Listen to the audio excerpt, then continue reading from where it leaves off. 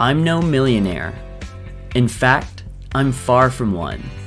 But I hope this video teaches you the principles I use to be financially aware so that you can better understand your spending, make your money go further, and have some real tools and techniques to improve your financial awareness. So that this video is not only seen as a stepping stone for my financial growth, but for yours too. I'm about to show you to the dollar what I made and what I spent in 2020. And look, the purpose of this video isn't to show you that I'm making a lot of money or to try to brag on myself or anything. I couldn't have gotten here without a lot of luck and blessings and support from my family and friends, and a lot of fortune in the fact that I've been able to have a job this year during COVID. So I don't want this to be about how much money I'm making, but I want this to be about the principles that I use to keep track of my money, my spending, and hopefully teach you some lessons of how you can do the same. I'm honestly really nervous about releasing this video because showing what you make and what you spend, especially so explicitly, is quite the taboo thing. So there's been a lot of personal hesitations about releasing this, but I wanted to be honest both with myself and with you, and I've seen lots of videos in the past where millionaires or people who are really well off are showing how much money they're making and stuff like that, but I almost never see any videos of people who are trying to get there. So by the end of this video, I hope that you have a real example of how I keep track of my spending and some real easy tools for how you can start doing that and do the same yourself. Some real examples, advice, and tools for how you can start investing or at least think about investing. I also hope that you get an understanding of how important it is to be financially aware. It's not about how much money you are making, it's more about your awareness for what you're making versus what you're spending and how you can make your money go further. I am no financial advisor, so any information in this video is not legal financial advice, and definitely you want to take things as information and not a guideline for investing. If you're going to be doing anything, definitely look into it yourself and don't just take my word for it, but do some research on your own. So the first step for becoming financially aware is seeing what you're making and seeing what you're spending. So the best way to do this is really through your bank. So if you have a debit card or even spending cash, check a bank app. I bank with Arvest. If your bank has an app or an online portal, make sure that you're checking that often. The big suggestion I have here is actually look for a expense tracking app. My girlfriend Emily uses an app called Mint, and it will actually track all of your spending. It will go ahead and categorize it, and sometimes it will even track, what you're making versus what you're spending and kind of do all of the work for you. But the first step is understanding what are you spending, what are you making, and where can you save some money. Now, I do this in a very manual way, which I am about to show you, and it won't work for everyone, but for me, I love it. So for most people, I recommend using an app like Mint that go ahead and tracks your spending and expenses and categorizes them for you, but I like to do this manually using Excel or this Google Sheet. It's a lot to look at, but I'll break it down really quickly for you. So right here, we have where I actually write down my expenses. So along the left-hand side, we have all the days of January. This is for January 2021. And all the days, highlighting in green, is my paycheck days. And the way it works is for every expense, I go ahead and type in what it is I bought and the amount of money that it costs. So coffee, $5, Spotify, $10, and my mortgage, I just pre-entered at $488. So it goes ahead and totals these up on the right-hand side and then calculates down to see what the total expense is for the month. So on the right hand side, I also have a place to put my income. So whether that's rent, paycheck, or a gift, as well as the TikTok money that I make, it will calculate and come down to the total income that I make. For every month, I can see my total expenses versus my total income, and then it instantly calculates how much I either made or lost that month. It also will multiply each thing by 12, so my yearly spend is expenses times 12, income is income times 12, and savings is my savings times 12. So instantly, I can quickly know if I saved or spent at this rate, that means it would look like this over the course of the year. Now, there's actually a huge learning here, and this is why it is so important to track your expenses. And I'm just going to take coffee as an example. I love coffee. Lots of people I know like coffee, and they buy it. So one coffee, one Friday a month just leads to $5, or down here, $60 a year. Not that bad. So one coffee a month is only $60 a year, not bad, but what if you bought a coffee every Friday on your way to work? Well, now it's $25 a month, and if you spent that every month, it's around $300. But if you're like most people, you're actually buying a coffee before every day of work. So I entered in a $5 coffee for each day you'd be going to work, and now you're spending $105 on coffee a month. If it's just $5 coffee, no breakfast included, and now you're spending almost $1,300 a year on coffee. So this is an example about how those little things, that $5 coffee, that difference between the great value and the name brand, those things will add up when compounded over a month and then compounded over a year and lead to a very drastic difference in the amount of money you're either spending, making, or saving throughout a year. And for reasons like that, it makes a lot of sense to try to do things yourself. So I got this $15 Chemex thing off Amazon, and now I pour my own coffee, which is not only cheaper, but actually tastes a lot better than the ones at the coffee shop. You'd be surprised with the coffee you can make with good technique. So I just showed you what the blank sheet looked like, and now this is what a sheet looks like when it's fully filled out for a month. So we're looking at November of 2020, and it's a lot to look at because of all the colors, but those colors are actually categories.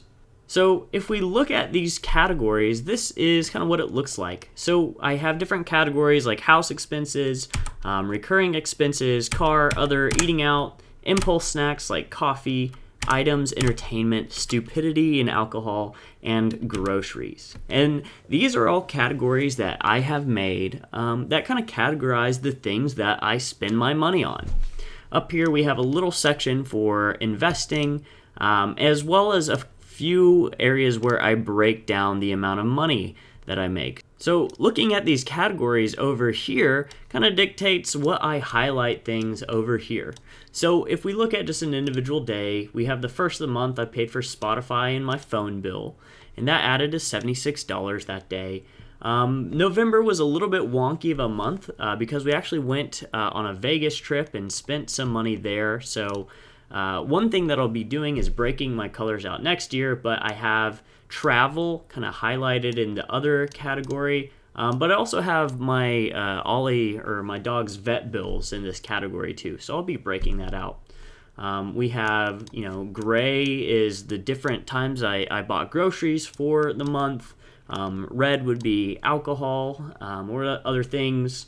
And then all the purple, all this light purple is money that I spend on my house. And I actually have a section up here that tracks my house stuff separately. So I can see my mortgage, other home expenses, and then home improvement expenses as well. I didn't have any in November.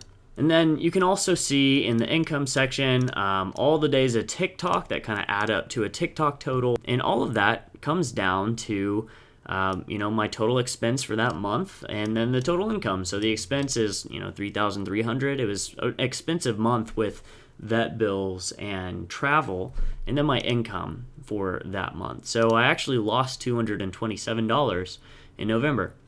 So this is the sheet, and I have one for every single month that I fill out to track what I'm spending and what I'm making. And that kind of helps me create the review page.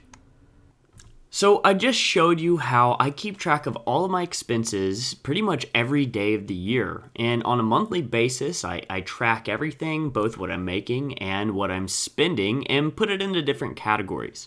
What this does is allow me to compile the whole year of expenses and income and put it into categories to see what I spent. I'll start with the top line, and this is overall what did I make versus what did I spend, and then what was my savings if you compare the two. So the actual year income was $43,800, and the year expenses was $42,600, meaning that if I just look at my income versus spending, I would have saved $1,200 this year. But I'm going to show you in just a minute how some of the stuff I had going on in the background actually meant that I saved so much more money, and I'll explain how that happened. But first, let's look at what I was spending money on this year. So I'll break down this a little bit, and we're going to be looking at this 2020 chart up here. So we have all of the different categories I've explained. This column, 2020 total, is the total amount of dollars I spent in each category. This 2020 MAVG is the monthly average. So if I averaged out the spending across 12 months, this is what I'd be spending each month on each category. The 2020 percentage total is the total percentage of money that I spent on each category. So if we're looking at my house expenses, that's 49.7%, meaning 50%, half of all the money I spent went directly towards my house. So looking at this, we can quickly tell, what am I spending my money on? So a lot of it is my house expense, tons of it, in fact. $1,768 is the average per month. Okay, so I did this for 2019 as well. I wasn't as in-depth in 2019, but the thing that I can do with these files is year over year, I can compare what happened last year versus what happened this year, and what are the things that changed, and how did my spending and income compare. So this is a comparison. So we have 2019 expenses total in here, 2020 expenses total right here. And then the important column that I'm going to look at is the percentage that each of these changed. So comparing 2019 versus 2020 gets the percentage change. And this is how I can go through and see, where did my spending habits actually adjust? Where can I cut back? Where did I accidentally add? And this is what will give me a really good view and idea about where my money is going and how that's changing on a year-to-year basis.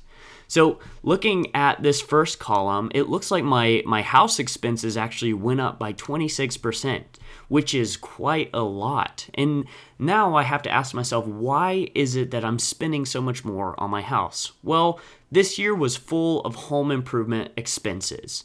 I was home all the time.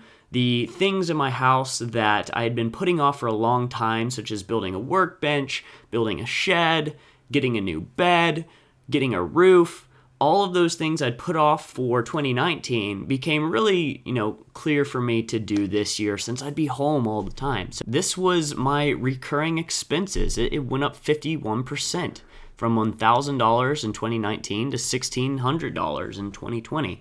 Now, why is that? So one of the reasons is I got a new iPhone, full year of gym membership in 2020 and only a half year of gym membership in 2019.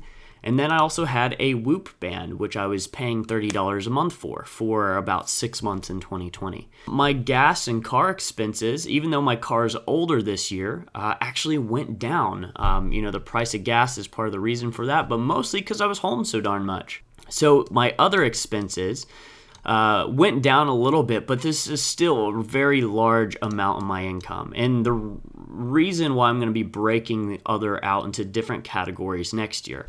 4,800 versus 4,600.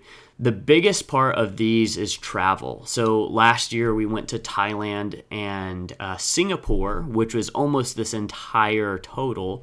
And then this year I had several smaller trips, but then my dog got epilepsy this year, and so there's been a ton of vet bills that have gone into that. So I'll break those out next year to get a better idea of what's happening. And now we have our eating out, and this is something that I'm super proud of. So down 18%. Impulse snacks and candy went down, but it went down from $177 to $115. So here's another, category I need to make sure that I watch, and that's my item expenditure. This is buying things, and lots of the times, things might not be worth it. And this year, being at home so much, I definitely turned to Amazon some and bought things and liked having packages delivered as almost like a way to control what's happening. So I probably spent a little bit extra in here that I didn't really need to spend. Now, I will say I was buying lots of things like books, buying triathlon stuff, which was expensive. I built a custom PC, which was really expensive, but such an amazing purchase for me, as well as different stuff like the GoPro that I've been making these videos on, the microphone that I've been recording these videos on. So, a lot of expenses of items that I've purchased in here, and it actually went up. So I'll have to watch that. That is, I think a bit more money than I need to be spending there and can probably cut back.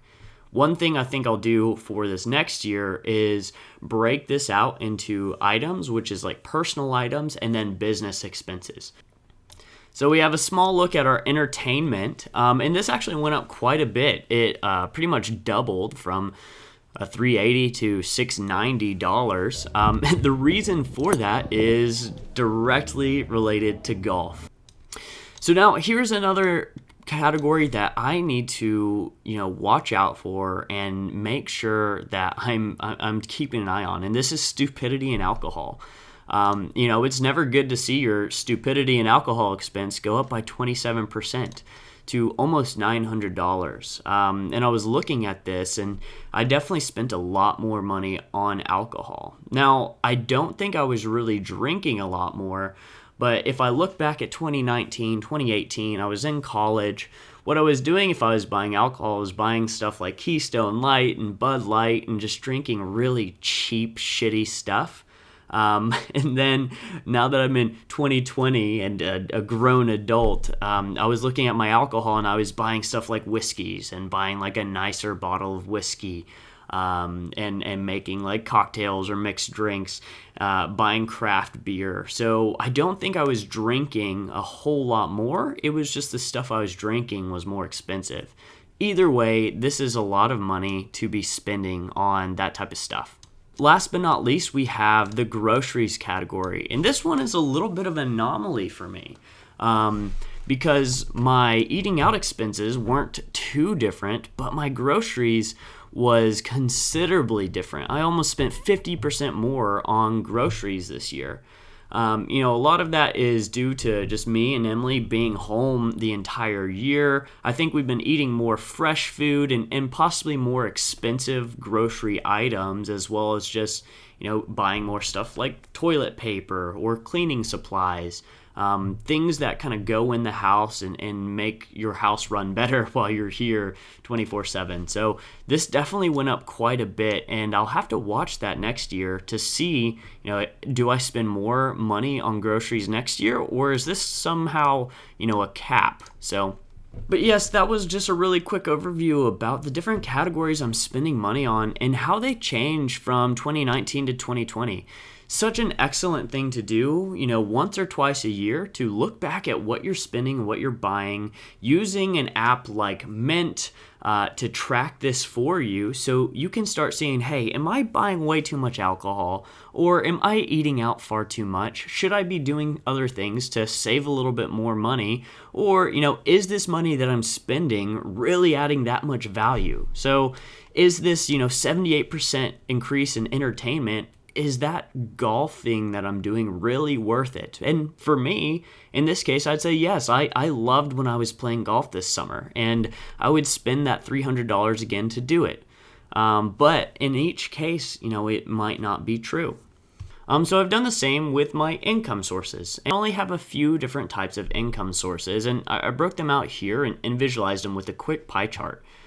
So I have my full-time job, which is, this blue section, and that's where I make most of my money. So I was very lucky to have a full-time job this year, and that is 66% of my income, or, $29,000 essentially.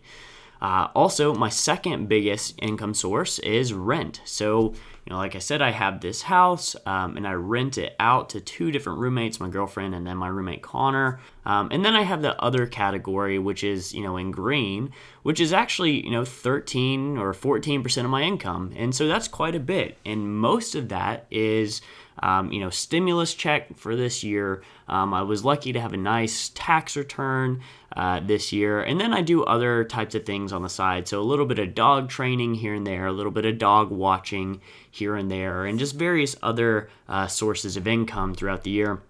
And then, this tiny little sliver is TikTok. And I didn't start making money on TikTok until September, really. And so I went ahead and threw it in there because I think in 2021, this is going to grow a lot. And I'm going to try to double down and see how this chart will change from 2020 to 2021. But this is the breakdown of my income that I make this year.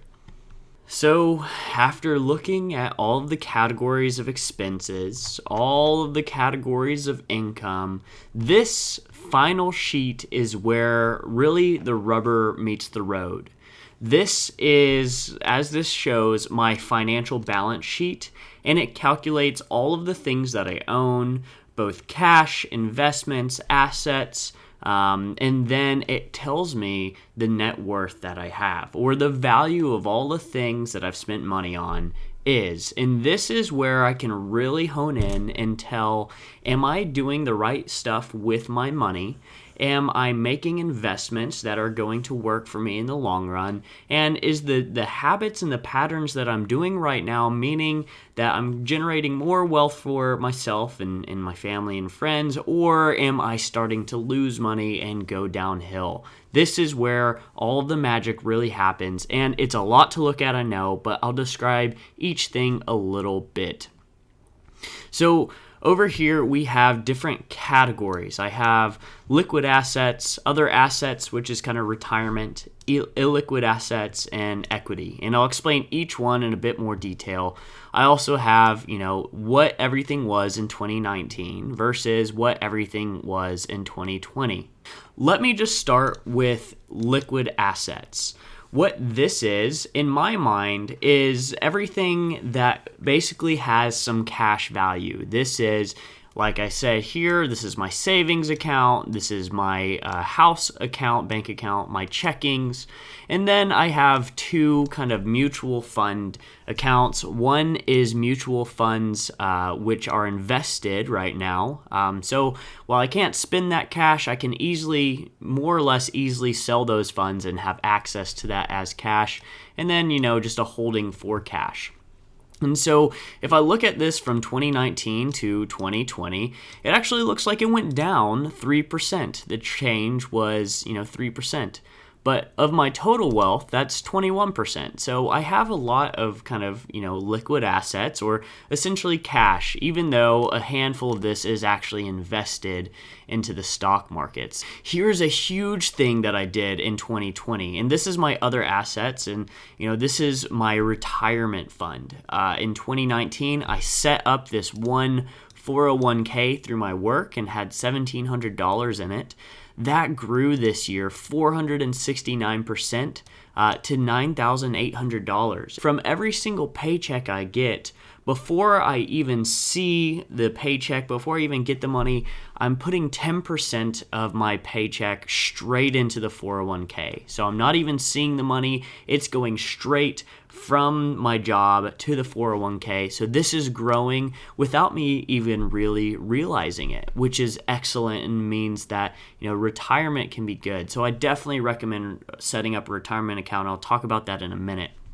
I also set up two other IRAs or retirement accounts. One was this Roth IRA. Those retirement assets went from $1,700 to $16,000. So an 846% increase, which represents 14% of my wealth, which, is probably high for someone my age to have 14% of their wealth in retirement funds. But I really do, love that.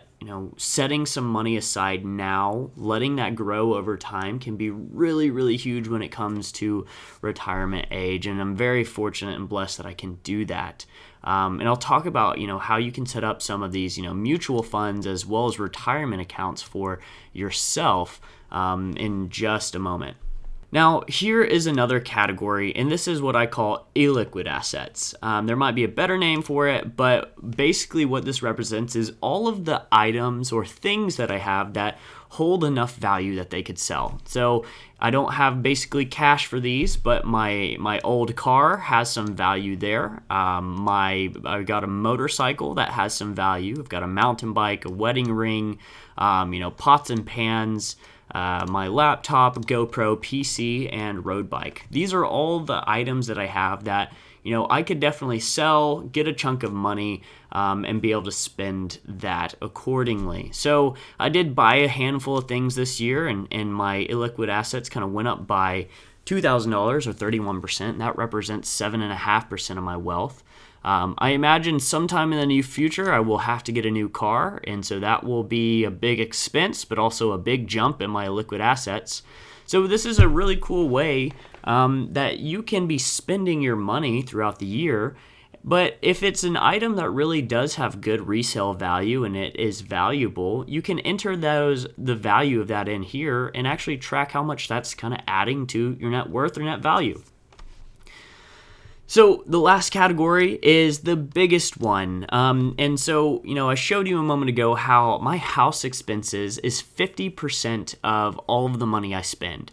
For 2020, 50% of the money I made went instantly to the house.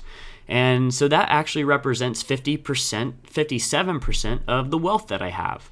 Luckily, I got a new roof, and other factors kind of caused my house value to increase by around 4 to 5%. I got to pay off, $6,000 of the principal this year, so I decreased my principal by 5%, meaning that the equity or the value that I have owned in the house went from $54,000 to $66,000, or an increase in 21% here.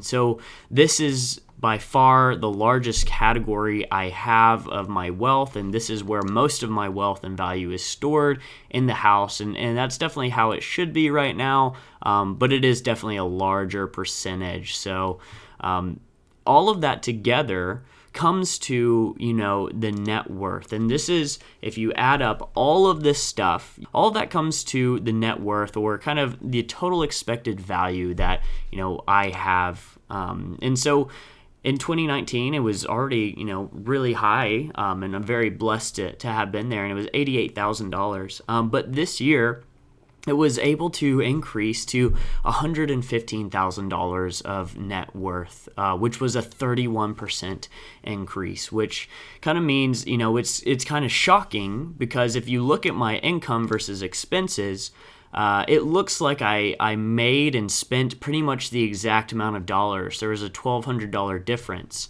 But because of retirement accounts being set up, so money going straight from my paycheck to retirement accounts before even seeing it, because of mutual funds and things that were set up in the stock market that are kind of working behind the scenes, and because lots of my monthly payment is principal that goes from it's mortgage that I'm paying cash, but it's actually adding to the value that I have. So instead of paying rent to a landlord, I'm essentially paying rent to myself, so I get to keep that value. Because of all of those factors going on here, instead of having a $1,200 difference in the net worth that I have, I got to see, lucky enough to see around a $20,000 difference in net worth. So a huge increase there, that, really just indicates to me that all of these different steps, all of the different accounts and things that I've set up is actually, working in my favor. And even if I'm spending almost the amount of money that I'm making, things in the background are, starting to just take slow steps forward to building, value and net worth. And I subtracted the retirement funds from there to be $99,000, because, the retirement funds are things I don't want to touch until I'm, 60 years old or something like that. So that is a huge thing. And this is what I'll be calculating every single year to see, am I on track for retirement? Am I, or the items that I'm having, bad investments? Am I buying a $40,000 car next year, spending 40 grand on it, and then all of a sudden it's becoming $15,000, and losing that, $25,000 of value that a car would have?